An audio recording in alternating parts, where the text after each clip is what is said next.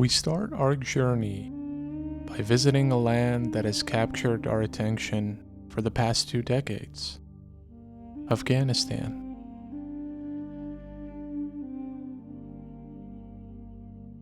Today, it is a symbol of endless conflict and turmoil, a place where empires go to become ruined. But 8 centuries ago, it was part of a vast and thriving Persian empire, home to some of the world's greatest poets, scholars, and philosophers. We turn our attention first to the city of Ghazni, home to our first poet, Hakim Abul-Majd Majdūd ibn Ādam Sanā'ī Ghaznavi, more commonly known as Sanā'ī.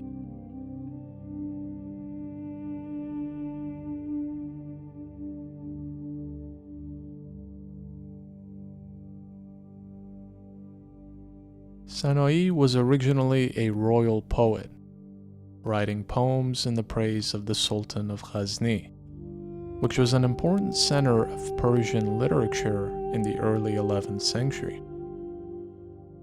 There's a wonderful story about how Sanā'ī left his ordinary life to pursue his spiritual journey, and it goes something like this. One day, the Sultan of that time, Bahram Shah, decided to invade and conquer neighboring India. Sanā'ī, as the official royal poet, was summoned to join the Sultan to extol his virtues and conquest. But as he was heading toward the court, he came across a walled garden that was home to a notorious drunk named Lai Khur. And as he was passing, Sanā'ī heard Lai Khur raise a toast to the blindness of Bahram Shah for trying to invade India in a pointless expedition when there was so much beauty in Ghazni.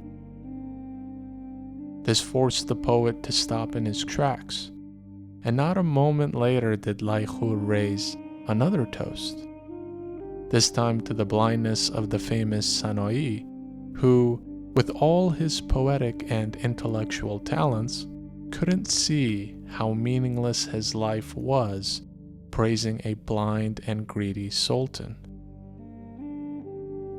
According to Lai Khur, Sanā'ī failed to see what God created him for, and that on the day of reckoning, all that he would ever be able to present to God are praises of kings and princes, nothing more.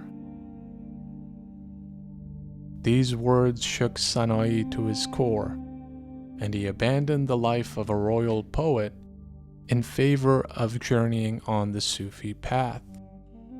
He moved to Merv, in modern-day Turkmenistan, to pursue a life of spiritual perfection, before returning to Ghazni years later, living in retirement.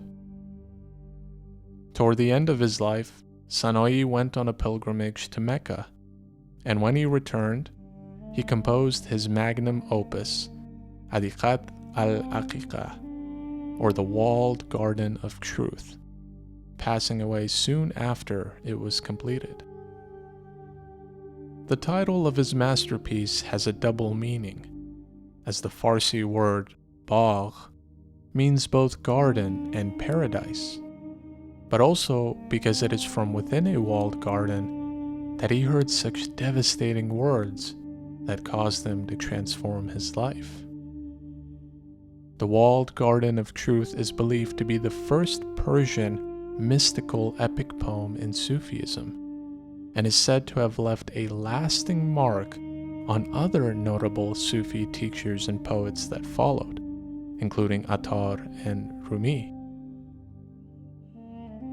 Rumi especially acknowledged Sanā'ī and Attar as having a tremendous influence on his life and poetry, stating, "Attar was the soul, and Sanā'ī its 2 eyes. We came from their path." Many of Sanā'ī's teachings revolved around awakening and removing the worldly obstacles such as lust, greed, and emotional excitement that prevented one from achieving divine knowledge and experiencing the ultimate haqq, or truth. Similar to Hafiz after him, whom we met in episode 1, he criticized the formalities of religion and emphasized experiencing divine love firsthand as opposed to merely and blindly following faith-based rituals without any true sincerity or understanding at all.